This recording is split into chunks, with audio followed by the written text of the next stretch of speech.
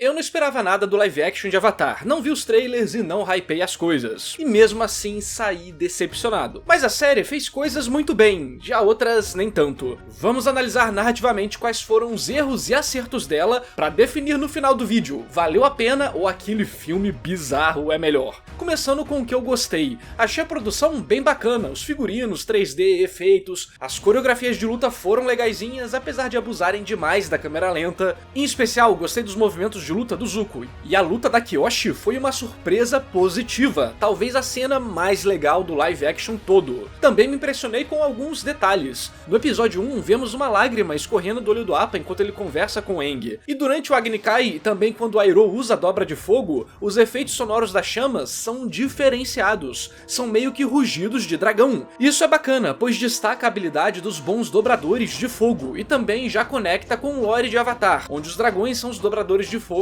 originais. Pra mim, isso mostra que a galera da produção realmente tinha um carinho pela obra, e não tenho nada a reclamar em relação a isso. Sendo sincero, é fácil me agradar nesse quesito, só que realmente acho que a produção visual ficou em um nível bem satisfatório, principalmente as cidades, que foram fantásticas. Vi algumas pessoas reclamando da atuação, e ela não foi do meu gosto de fato, mas sou bem leigo nessa área, então até aí é só a opinião de um espectador. Já narrativamente sou bem mais exigente, afinal, é minha profissão. Pra quem não conhece, eu sou diretor de narrativa, editor de mangás, e junto com o autor que eu trabalho, Ricardo Mango, recebemos prêmios da Shueisha, fomos destaque no Webtoon umas 3 vezes, conseguimos ser publicados em uma revista japonesa. Meu trabalho é literalmente escrever, analisar e ensinar narrativa. Então aqui eu vou tentar explicar por que algumas coisas da série poderiam ter sido bem melhores. E por mais que eu tenha minhas críticas, também tivemos acertos na série. As cenas do Iroh, em geral, são as melhores. São as que mais têm camadas, e vamos a fundo nelas aqui no vídeo. Até algumas cenas que possuem decisões que eu discordo são legais. Por exemplo, quando ele está sendo espancado pelo soldado da Terra, que fala sobre a perda do seu irmão, enquanto desumaniza o nosso tio favorito. O Iroh não responde diretamente, não usa a perda do filho como escudo, e deixa aquela dúvida no ar. Será que esse velhinho gente boa era tão cruel assim de fato? Devido à qualidade baixa dos outros diálogos da série, eu fiquei com medo de que do nada ele fosse falar pro cara: "Meu filho morreu na guerra, eu entendo a sua dor." Mas não, ele aguentou tudo aquilo, sabia que não podia usar isso como desculpa, que a dor do soldado não diminuiria, que ele de fato é culpado não só pela morte do irmão do cara, mas também pela morte do próprio filho, pois ele perdeu de vista o que era importante de verdade e deixou a guerra acima de tudo. Aí eu pensei, pô, eles não foram pelo caminho mais fácil, provavelmente deixarão isso cozinhar até um ponto emotivo na história, onde descobriremos porque o Iroh falou que foi o Zuko que salvou ele, e teremos aquela entrega bem intensa. Uma baita recompensa para quem prestou atenção e viu os sinais. Mas aí, instantaneamente, temos um flashback onde uma pessoa fala: ele abandonou o cerco de Ba Sing Se porque o filho dele morreu. Nossa, que decepção. A todo instante que parece que vai ter alguma leve dúvida, a série te joga um flashback pra explicar tudo. Os caras acham que o público é burro, só pode. Nem o próprio desenho que é feito pra criança faz isso, bizarro. Apesar dessa escorregada, o flashback é bom na real. Vemos Iroh sentado sozinho, com todos os convidados do enterro só dizendo o básico: o seu filho morrer pelo Império foi uma honra. E até o Zuko fala isso, mas até enquanto ele fala, vemos ele contraindo a mandíbula, engolindo seco, perdendo o ritmo. Aí depois, antes de ir embora, ele também para, sente que tem algo errado e volta, dando palavras de conforto muito mais íntimas e carinhosas, mostrando como ele não tem um coração de ferro gelado igual sua família, e sentando do lado do tio, representando como agora ele está lá dividindo o luto com ele. Pô, isso é muito legal, uma cena com camadas, que fala muito, mesmo indiretamente, que torna os personagens mais reais e profundos. E ainda se conecta com elementos do futuro, pois é exatamente esse coração humano e não de ferro que joga Zuko no desespero, por discordar de seu pai sobre o sacrifício das tropas. E isso vai se conectar com uma outra subsequência de acontecimentos, que vamos falar mais pra frente. Dá pra ver qualidade aqui, se a série toda fosse assim, seria incrível, mas não é. Basicamente, só as cenas do Iroh tem esse nível, e pô, se estragassem ele também seria imperdoável. Mas eu consigo entender quem curtiu, principalmente quem assistiu como um pipocão. Temos lutinhas interessantes, visuais legais, músicas bacanas. Mas sinceramente, acho que será um live action esquecível. Ele não foi agressivamente ruim como Death Note da Netflix, nem bacana como de One Piece, ele só foi medianamente esquecível. Só que quando você para analisar narrativamente a qualidade do roteiro e dos diálogos, você percebe problemas estruturais graves. Mas tá tudo bem você gostar, o que importa é sua diversão, e uma análise técnica é só uma forma de tentarmos entender como escrita funciona, e como autores precisam manejar o roteiro em situações de estresse. Gostar ou não de algo vai muito além da narrativa técnica. Então bora analisar a fundo usando os episódios como exemplos dos problemas e também dos acertos. O início da série é interessante. Existem várias formas narrativas de começar uma história. Explicar um pouco sobre o mundo, mostrar algum acontecimento futuro e por aí vai. Aqui eles preferiram começar com ação, que é um ótimo método. Gera interesse sem necessidade de muitas palavras, e o contexto vai se construindo gradativamente. Quando você vê, já passou alguns minutos e você já está investido. Daí percebemos que teremos uma ordem cronológica dos fatos, começando com o genocídio dos monges. Você pegar uma história que não foi feita de forma cronológica e começar ela de forma cronológica é uma armadilha, porque nesses casos temos um conflito de necessidade na maioria das vezes, o que dificulta muito a vida dos roteiristas. Quando uma história anda de forma cronológica, o próprio passado em si é um ponto relevante pro drama e pra trama, que idealmente sempre andam juntas, transformando aquilo em uma experiência autocontida, e não em uma explicação de uma situação futura, como normalmente são flashbacks.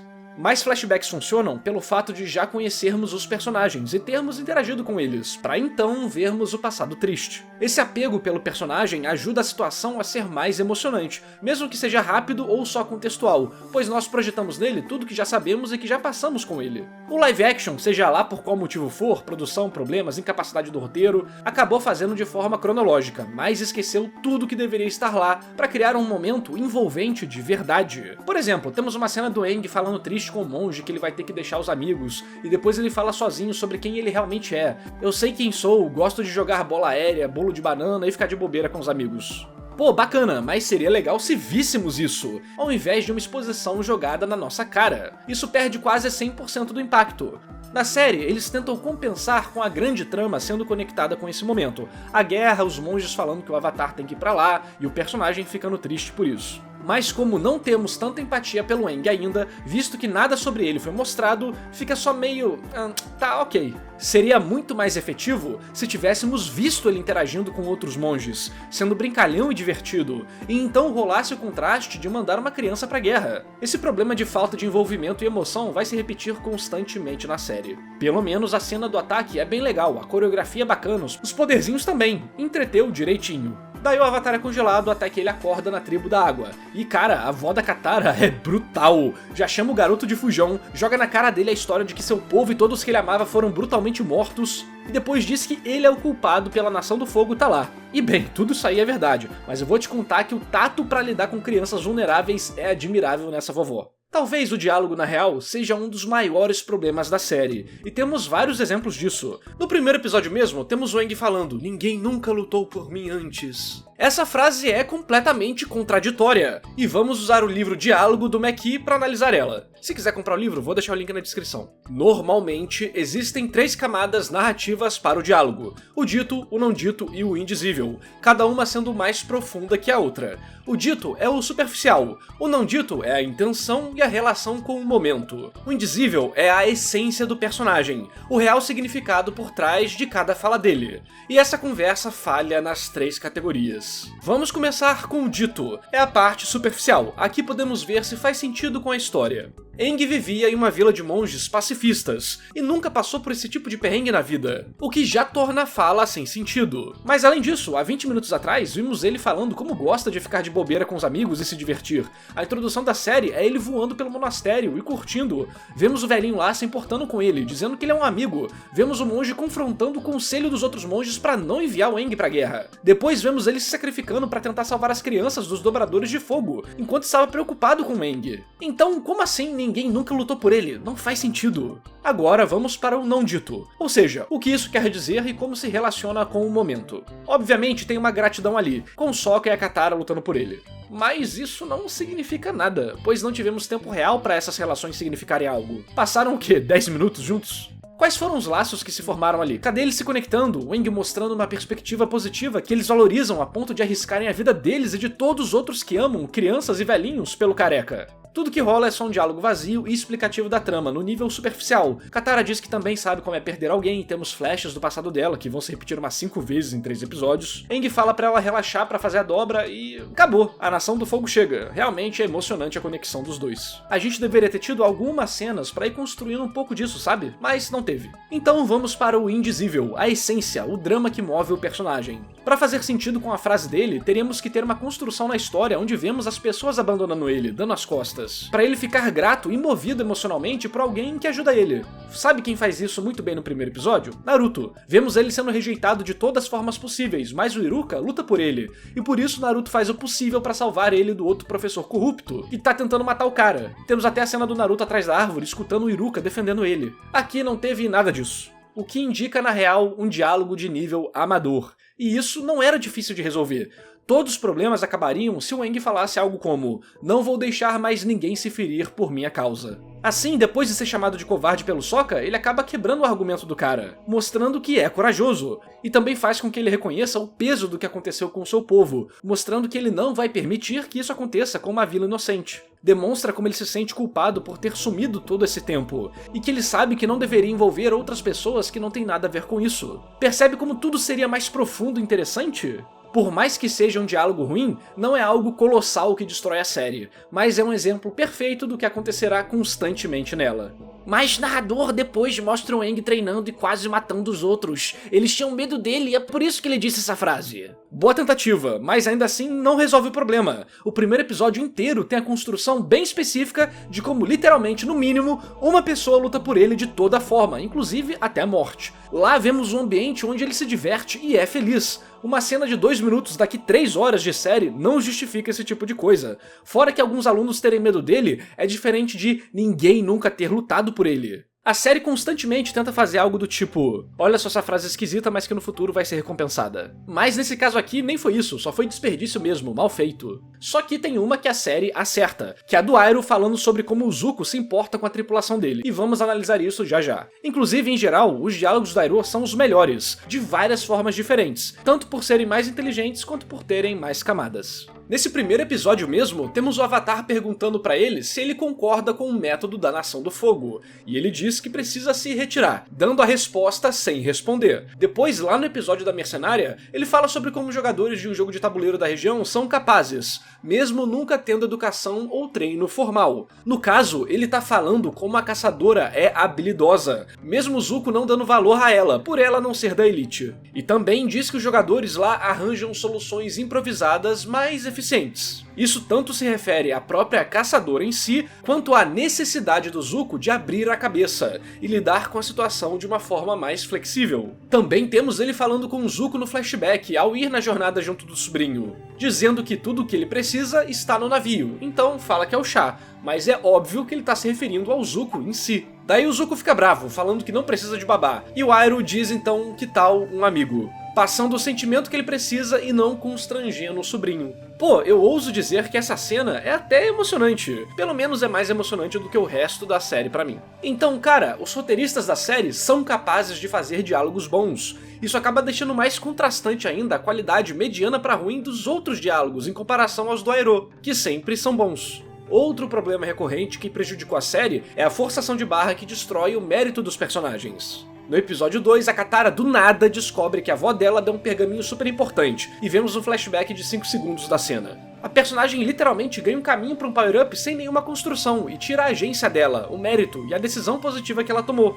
Não que seja ruim em si, mas fica sem graça e vazio. Pelo menos ela não aprende de cara, ela precisa treinar e tal, mas aí já seria esculacho se fizesse errado. O ideal é compararmos dentro da capacidade da série o que ela poderia fazer. Claro, o mundo da imaginação, o mundo ideal, é muito distante do real, mas serve como um exercício. Imagina se víssemos a avó da Katara falando "Katara, não vai, é loucura". E de fato, vamos ser sinceros, ela disse que o Aang chegou na vida deles e tudo mudou, mas não tem nenhum dia direito que eles estão juntos, e ela mesma fala isso. E o Aang não propôs nenhum tipo de lição de moral ou mudança de perspectiva pra eles. Foi literalmente segue o roteiro, vocês têm que ir numa aventura e nunca se questionem sobre isso. Se tivéssemos a avó da Katara falando isso e ela comentando que precisa ir, que sente que é o chamado dela e blá blá blá, aí a avó falasse, então você precisará disso, teríamos uma recompensa pelo valor moral da personagem. O mesmo vale pra ela soltando ar de gelo no jato. Ela constantemente mostra estar em um nível básico, acabou de aprender o chicote d'água e do nada consegue dominar gelo, sendo que nem água ela sabia direito. E você pode falar que usar gelo é bem básico pra eles também. Mas em nenhum momento a Katara demonstrou saber isso. E quando ela usa isso, é em um momento relativamente importante, onde ela deveria ser valorizada. Ela até fala, eu não aprendi isso graças a você, aprendi por mim, sei que, mas não, foi ele que ensinou ela de fato. A série só decide que é isso aí e falou! Essas coisas acabam se misturando com o problema de ritmo da série. Ou tem um monte de coisa acontecendo ao mesmo tempo, ou não tem nada. Isso prejudica o desenvolvimento dos personagens. Você sente o roteiro dando aquela forçada e te gritando, viu? É aqui, hein? É aqui que ele aprendeu uma lição.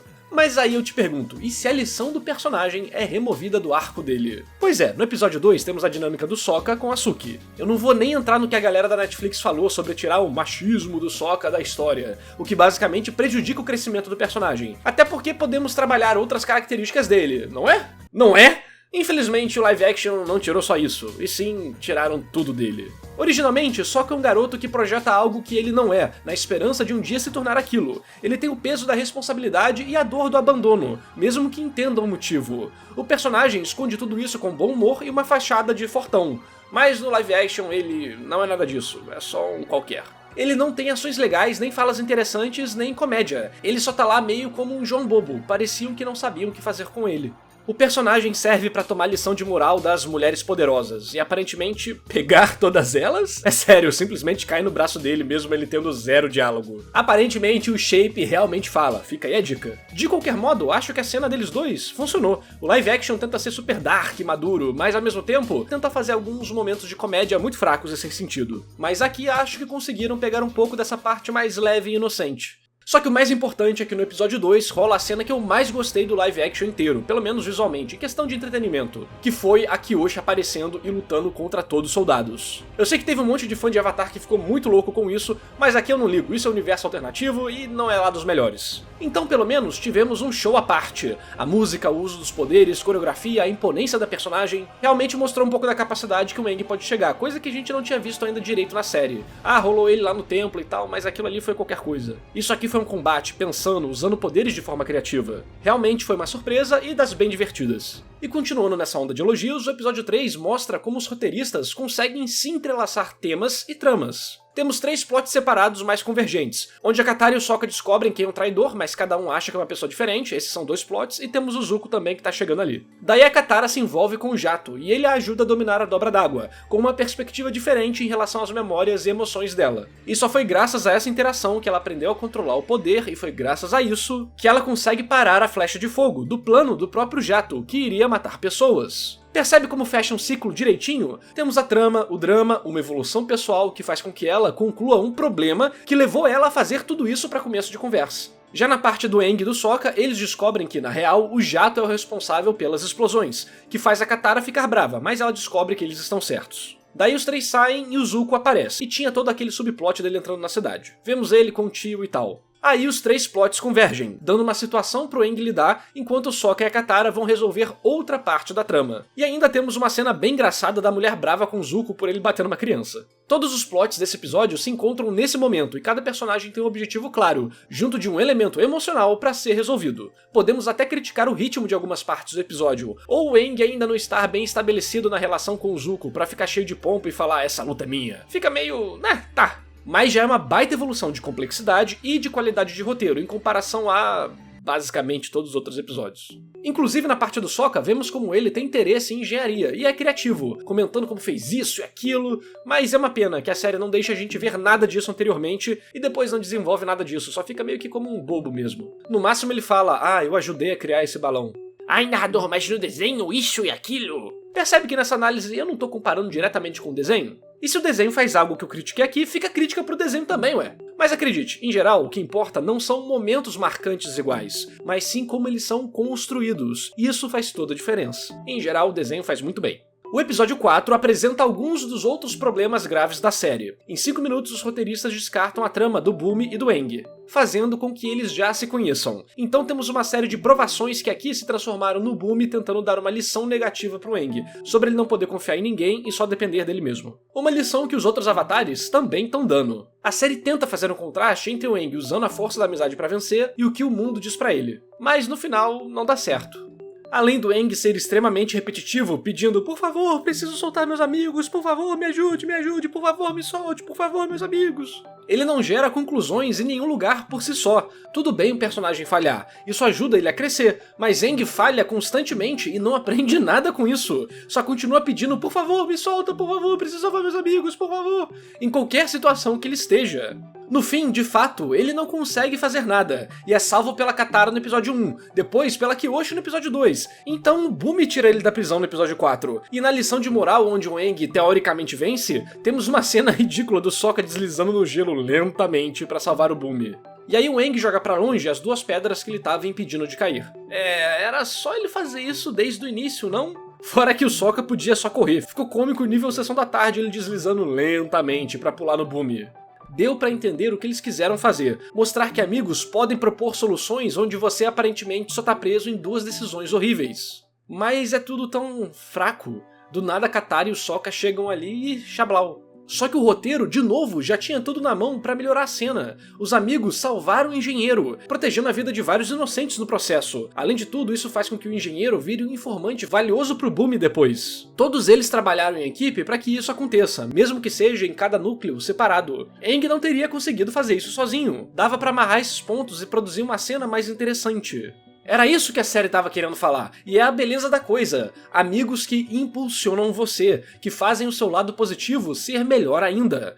Infelizmente, aqui, Aang não faz nada e depende dos outros pra tudo, e mesmo assim, continua sem aprender o que precisa pra evoluir, nem nas pequenas coisas. Não existe uma pequena evolução passinho a passinho. Ele fica resmungando do início ao fim da série, e não tem agência nenhuma de nada. Quem resolve as coisas são outras pessoas, ele só tá lá no meio. Até quando ele pega o totem do espírito, ele é capturado, depois capturado de novo, depois preso, e então salvo. Na batalha final também ele não consegue fazer nada, não é relevante, e se torna um espírito raivoso. O que o Aang aprendeu? No que ele evoluiu? Em nada. Do início ao fim da história, ele é só um peso e não muda a vida de ninguém. Mesmo o roteiro tentando te enganar com personagens falando isso e aquilo, quando você para pra pensar, tu vê que não, nada mudou.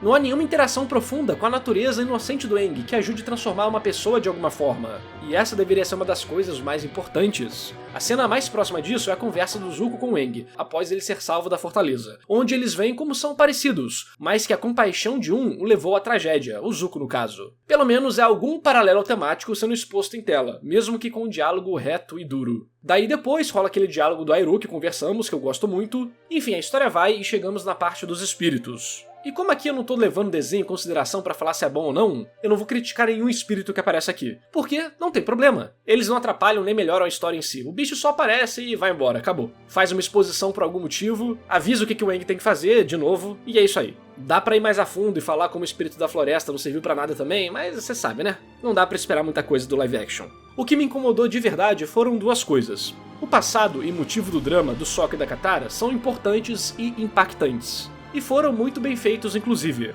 A da Katara em especial tem aquela rima trágica. A mãe dela falou pra ela se esconder e não fazer nada. Ela tentou fazer alguma coisa e por isso quase foi descoberta, o que resultou na sua mãe se sacrificando e ela se sentindo culpada pela morte da mãe. É o que chamamos de ghost, fantasma, na escrita. É a origem daquilo que machuca os personagens, daquilo que os fazem acreditarem em uma mentira que os deixa infelizes. A revelação desse tipo de coisa normalmente envolve o trabalho para a superação desses elementos, para no processo eles se tornarem pessoas melhores que antes. E aqui temos as cenas que são bem legais, mas que não serviram pra nada. Eles ficam presos lá com o bicho do rosto, o Aang salva eles e depois essa informação do passado não serviu pra nada, nem foi mais usada na história. Foi só isso, toma aí uma informação legal. E bem, de fato são, e não tô reclamando delas em si. Mas esse é um sinal clássico de roteiristas confusos com o que fazer, pois gastam uma grande carta na manga em um momento que serve apenas para preencher tempo de tela, e não dá aqueles diversos valores e camadas para cenas, como as que existem com o Iroh, por exemplo. Uma pena elas não terem sido utilizadas pra realmente termos drama na história. O máximo de profundidade que tivemos é a Katara não conseguir dobrar, o que é resolvido facilmente com uma conversa com o desconhecido emo bad boy, mas pelo menos existiu.